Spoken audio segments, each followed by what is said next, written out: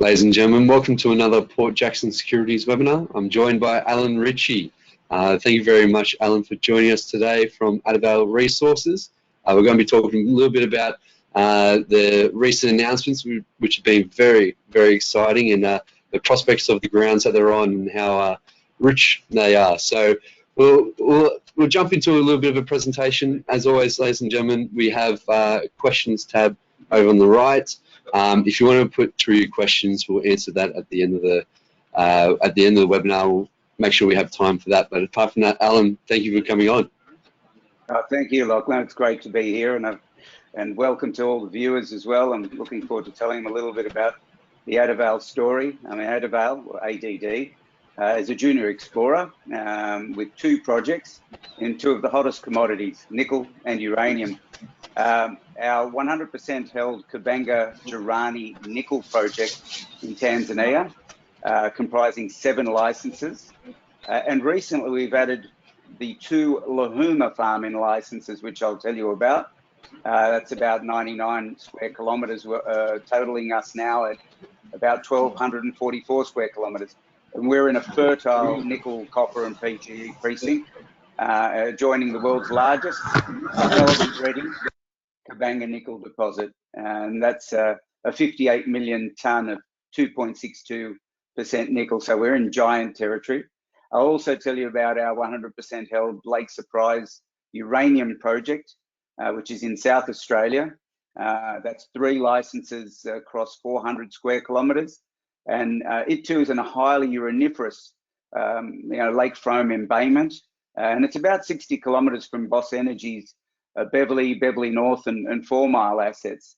So I might jump straight into the presentation now and take you through a little bit of that. Of course, it's an excellent time to be looking at Adavale right now. We're a good low market cap for new investors. We've got an 8-hole diamond drill test campaign that's completed. We're underway with 10+ holes of RC drill testing. We've recently hit this target 7, which I'll tell you more about. It's a 248 metre disseminated sulphide interval. We have many high priority targets to explore nickel and uranium systems, and we've got a recent raise of 3.5 mil behind us to do it with. We are leveraged to 2 very important thematics: the electrification, particularly the EV battery revolution, where nickel is a very important component of the chemical cathode, and of course the decarbonisation thematic. So both nickel and uranium with decarbonisation, any zero carbon goals will be met, I'm very sure, with nuclear power as part of the energy source for most countries. We're also in a great location. Our nickel tenements, as I mentioned, are right next to, and literally right next door. You can put a foot on each side of the boundary line with several of our licenses. Next to the world's largest nickel sulphide resource, the Kabanga nickel deposit.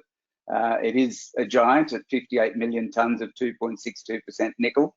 Our target 7 recent announcement is also, we also have, that I'll tell you about shortly, that has some mineralization numbers as high as 1.7 and some good averages beneath that. Also, we've got these contiguous farming licenses, the Lahuma licenses, and they surround this Lahuma hole 6, which is a very important historic hole with a 1.1% nickel in over 8.4 meters of massive sulphides.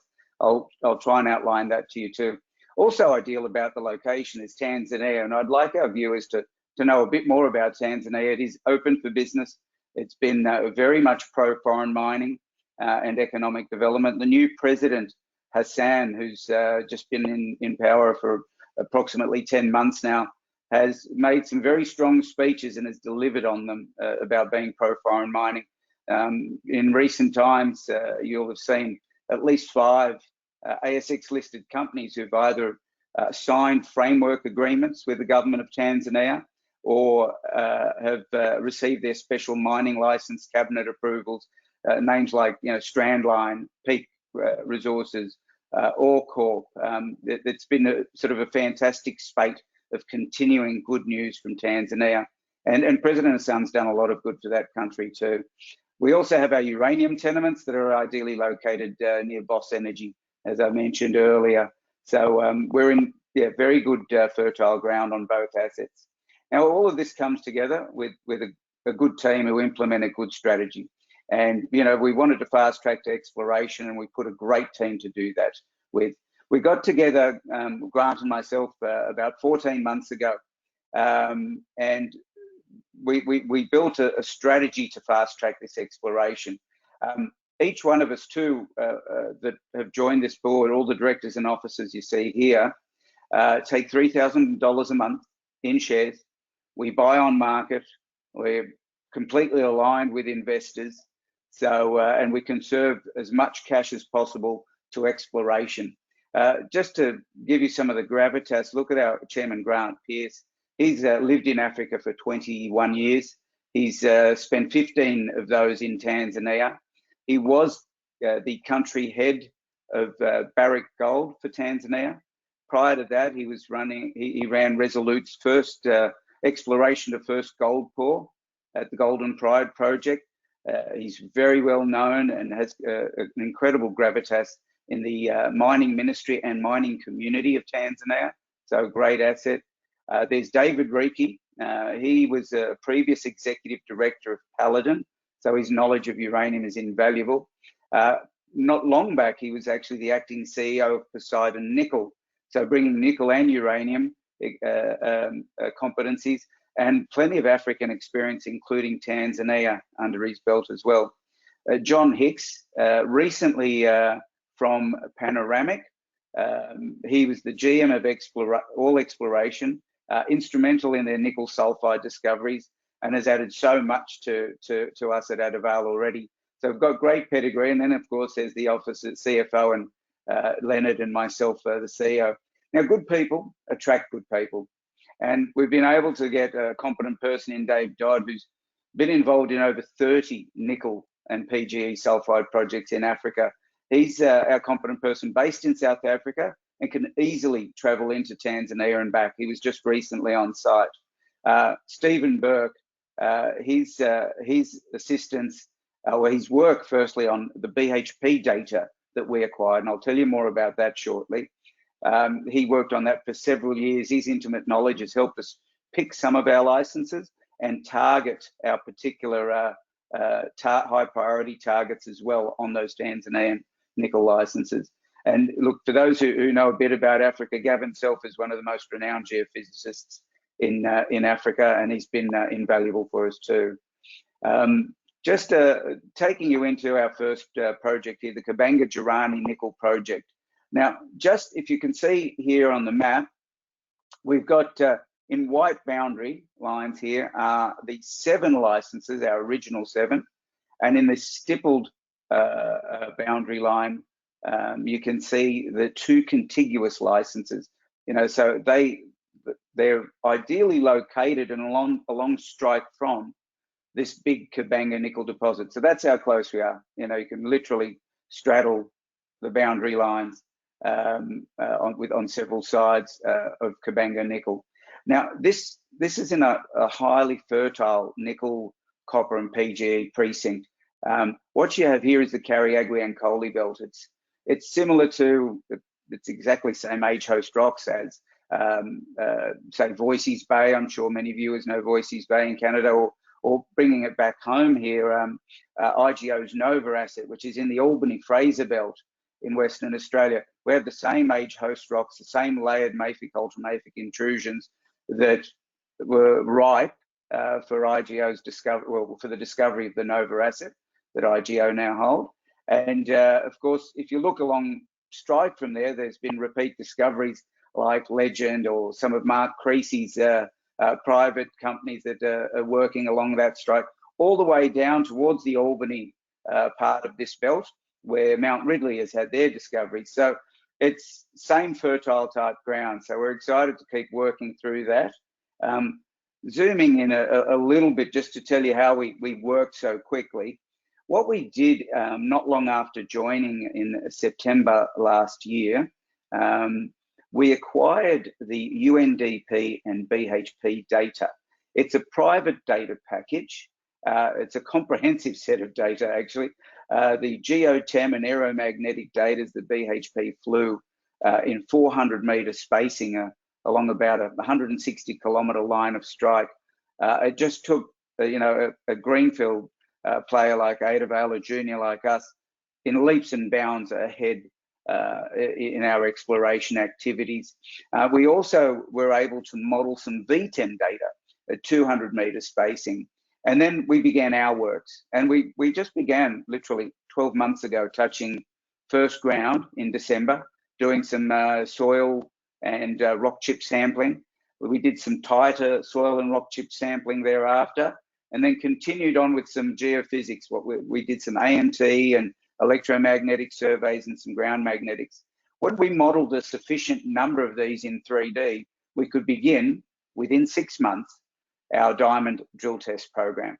And we continued that right through till recently. We've added since then some gravity surveys, which have really helped us identify intrusions a little bit better and has been part of the Target 7 discovery that I'll tell you about shortly. And of course, we've continued on that with some RC drilling just to test these mafic, ultramafic intrusions.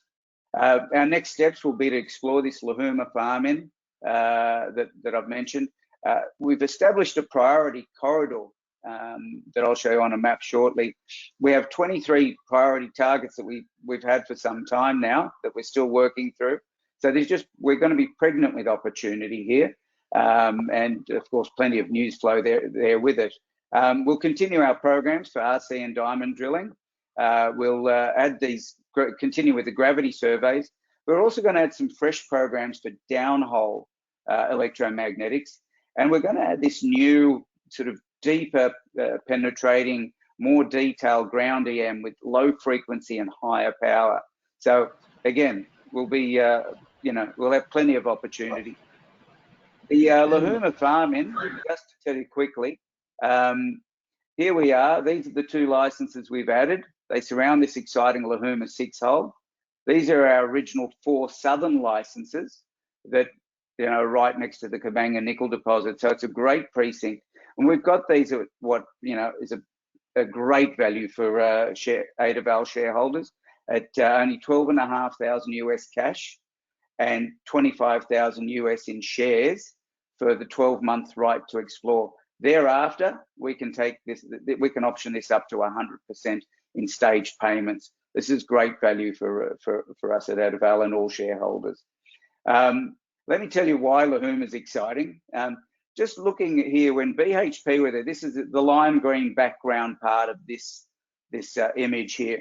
This is some of the aeromagnetic and electromagnetic anomalies that BHP lined up, and they drilled into this EM anomaly and found this Lahuma hole 6, which returned a 1.1% nickel over 8.4 meters. That's a fantastic intercept. That's inside a small retention license the government of Tanzania hold, and we surround that now with the Lahuma farming licenses and our licenses. What's exciting is there hasn't been that much modern exploration, and so we're adding a fair bit of value to that with our gravity surveys. Now, we continued on down with our gravity survey here. You can see a little snippet of our recent work, and it shows the continuation of this intrusion. So we've got a little bit of work to do, but I think we've found ourselves something to explore. And by the way, I'm going to show you in the next slide how this continues into our Target 7. So Target 7 is on our licenses down here. It's about 4 kilometers from this Lahuma 6-hole, which you can see has a nice extension of anomalies that we're going, of this intrusion that we're going to explore further with some RC drilling and some diamond drilling later. But we've already found here a 248-meter fine-grained disseminated sulphide intersect. I mean, it comes from a pretty shallow start at 83 meters right to the end of hole. In that, we've got some very high concentrations of sulphide and some high mineralization numbers, even as high as 1.7% nickel. The MGO numbers I display here give you an idea that it's ultramafic, which is the important indicator that we're looking for. So we're ready, we're ready to come back and do some downhole EM and start exploring what kind of system we have here on, what could be a 4-kilometre line. It could be potentially up to 10 kilometres as we keep exploring. Hopefully you can see this map on the right here, just to show you. Here's that Lahuma hole 6. Here are the 2 contiguous licenses, and this is where our target 7 is, right on the border of those farm-in licenses. So we've got a high priority corridor, this sort of odd-shaped ellipse that we're going to continue exploring, but we've already got some exciting results in target 7, the historic hole of Lahuma 6, and the gravity that we've been running. Now, what's really exciting too is this continues on down to target 16 here, where we've already found outcropping at surface some ultramafic bodies, and at 30-metre depths we found a 25-metre mafic intercept. So we can keep, if you align this all up, you can see it continues straight on down to this Kabanga nickel deposit. So definitely fertile territory, plenty more work to do, but we're very excited already.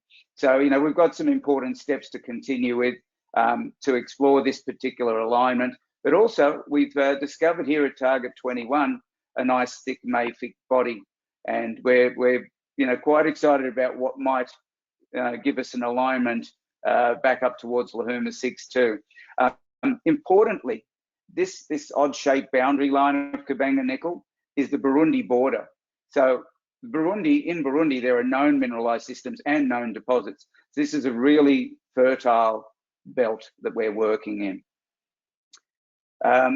Now, I'd like to tell you a little bit about our uranium tenements. Of course, we've got this 100% owned Lake Surprise project over here. It's 60 kilometres towards the Beverley North and 4 Mile assets that you can see, and the Beverley assets. So it's in very good territory.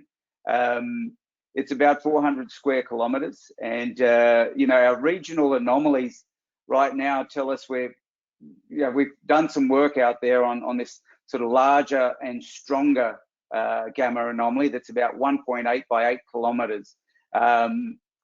Just looking at some of that success recently, our guys came back from the field. They've done 400 kilometres at the moment of the planned target. We've discovered some incredible radiation levels in this in their handheld spectrometers where they measured like 390 counts per second. I mean, that's at least 5 times the background radiation, and that's our lowest numbers. So we've found numbers right up to 3,100 counts per second, which is 40 times background radiation levels. I mean, this is pretty exciting times to be looking at this. So, and with 28 rock chip samples collected, they're being sent for analysis, of course, to be assayed. But we've seen those kind of numbers in more than well over half of those 28 rock chip samples. So we're going to define our program a little better with that as well, and come back and do some more work. What we'll look to do on these licenses is continue that work across the Paleo Channel, and of course, set up a nice new survey work to be done, and get ready for some resource definition work in the new year. We'll be back there in the first quarter of next year. Yeah, so that's what I wanted to tell you.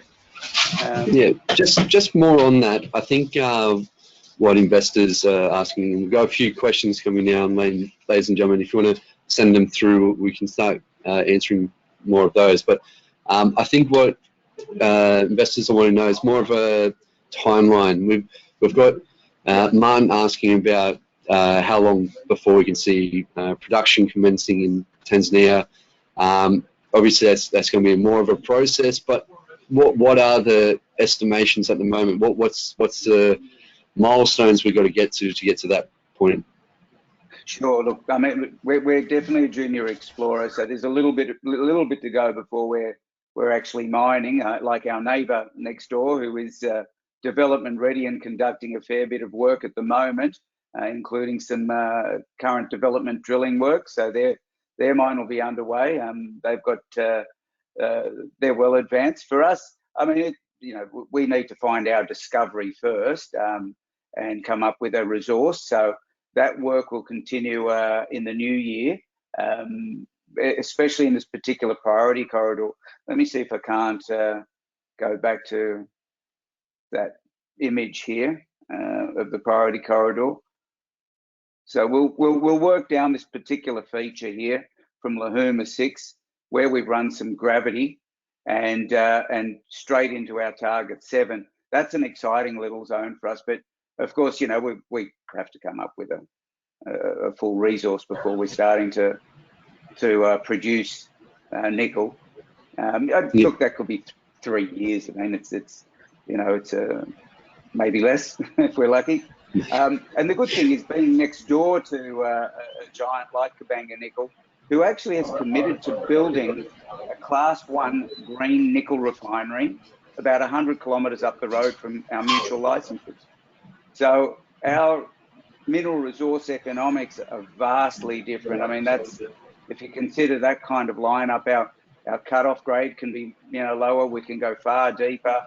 There's a lot more advantages for a small junior explorer like Adavale to come up the curve quite quickly. Okay.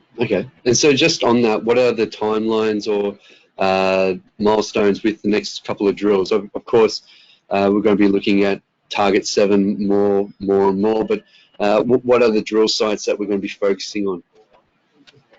Sure, okay. I might pop up another little map here. This one's, so as I mentioned at one point, we've got 23 high priority targets. We've done a little bit of drilling on some of them, but we're now quite focused on this particular area here, where our Kabanga Northeast and our new contiguous farming licenses exist, taking advantage of that exciting Lahuma 6 hole and what we've discovered at target 7. Definitely a priority, as are, this region here, this corridor here around target 21, where we've already got ourselves a nice thick mafic intrusion, and of course target 16, where we've got ourselves an outcropping ultramafic and a thick mafic body at quite shallow depths. So that work will continue early in the new year, and we'll be bringing back more results and sending off for assay, and hopefully finding ourselves a nice mineralized system. Is there any major concerns about the wet season and dry season over in East Africa? Is there plans around that? Yeah, look, that's a very good question, actually. Look, the wet season is upon us. Last year, in December, we worked across all our licenses here, because we're doing the soil sampling, some pitting, trenching, digging some pretty deep holes. It wasn't drilling, mind you, but it was certainly a lot of activity. What's exciting is that we're at quite high altitude. We're anywhere from 1,400 metres to 1,700 metres above sea level. There's excellent drainage, and so we were able to work through, soil sampling, which is particularly challenging, and digging some deep trenches as well, exactly this time last year. So we're quite confident, we can keep doing some soil sampling work across these priority corridors, and probably, January is a little wet, but we can work through that like we did exactly last year, and hopefully soon after we'll be back drilling again too. So I think, yeah, there's plenty of opportunity to keep that drilling program underway. Okay, we got a few questions coming in from the audience. We might ask you from those. We got Alex asking about the sovereign risk over in Africa, and especially in Tanzania. How's that? Is that been at the moment?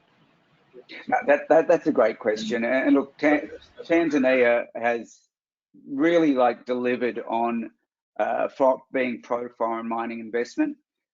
President Hassan, the president since about February this year, has made very strong speeches and actually delivered on it constantly. So you'll see other Australian listeds and foreign listeds that have announced signing of framework agreements with the government of Tanzania, or having received special mining licenses. These are 25-year mining licenses from the Mining Commission.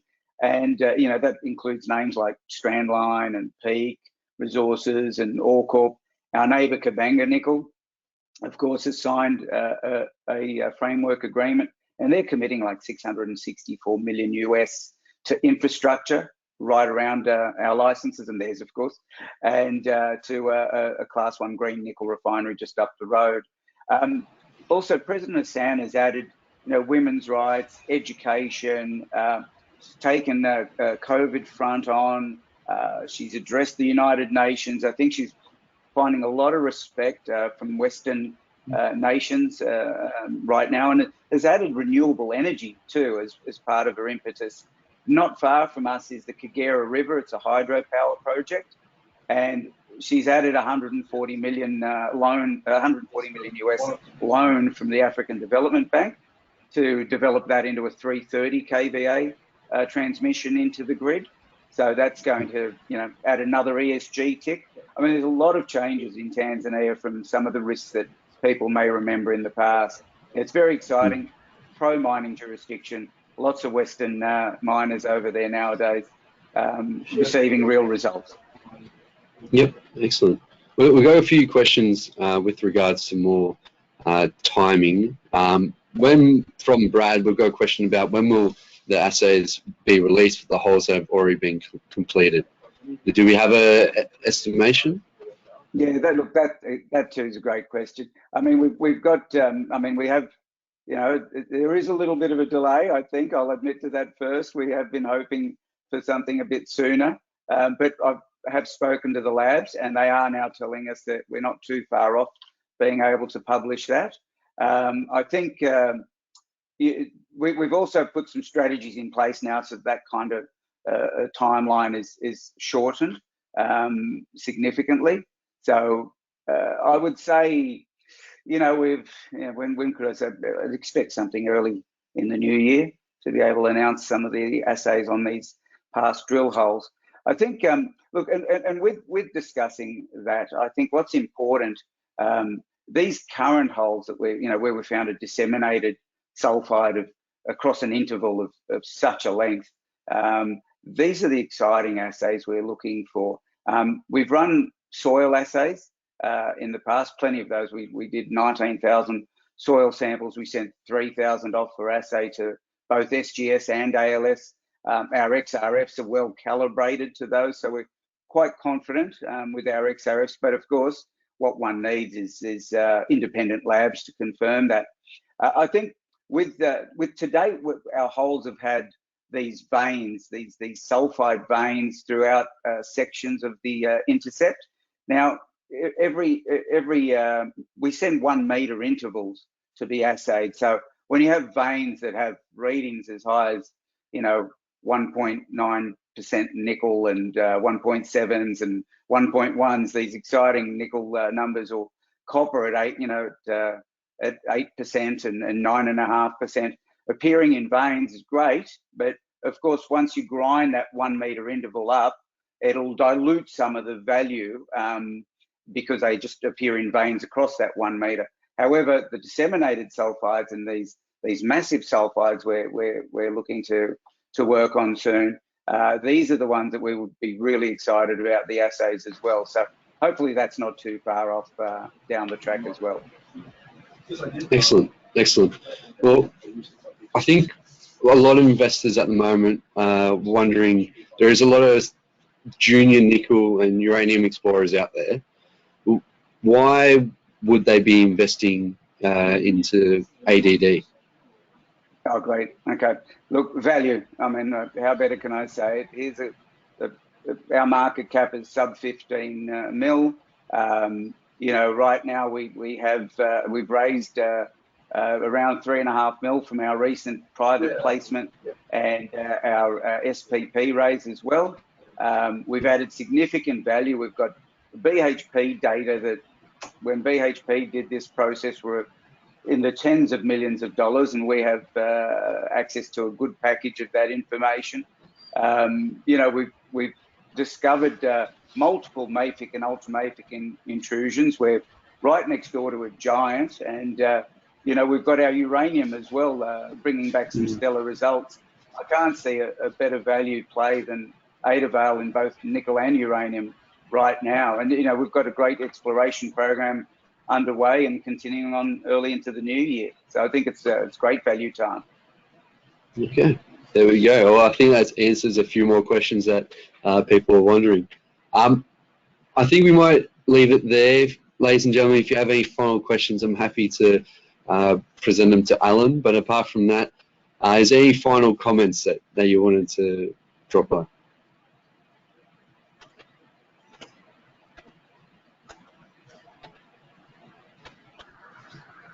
Hello, Allan? Anyone? Oh, from me? Yep. Yeah, from yourself. Okay, I love it. Okay, well, I think, you know, right now I can't tell you, tell you how this BHP data has changed our fortunes, and being able to, you know, jump in leaps and bounds as a greenfield player to find new licenses, to add these new exciting targets. And it's helped us in, you know, assessing this Lahuma farm-in package, where we had some information about this Lahuma hole 6. And, you know, with that great intercept, if you look down that particular line of strike and that funny little ellipse shape there, straight into our target 7. And look what we came up with at target 7 there, with a great intercept that we think will be a great alignment with Lahuma 6. And look further down, if you look as it continues towards the Kabanga nickel deposit, going through target 16. So we've got plenty of new and exciting work on top of some great numbers that we've had already. We can continue on down into this target 21 area. And of course, look at the numbers we've been getting back from our uranium field work recently too. And we'll be back out there early in the new year as well. So I think there's plenty of attraction to look at Adavale as a serious investment right now. Excellent, excellent. Well, we might end it there. Thank you all very much for coming on and attending our webinar just before Christmas. Allan, thank you once again for joining us today on board Jackson Securities. It's been a pleasure. Thank you, Lachlan. Thank you, everyone, for joining. Beautiful. If you want to get the recording of this, it'll be up on our website. We'll make sure everyone gets a link to that. But apart from that, we look forward to seeing you in our next webinar. Thank you very much and have a good one. Thank you, everyone. All the best. Thank you, Lachlan. Cheers. Bye.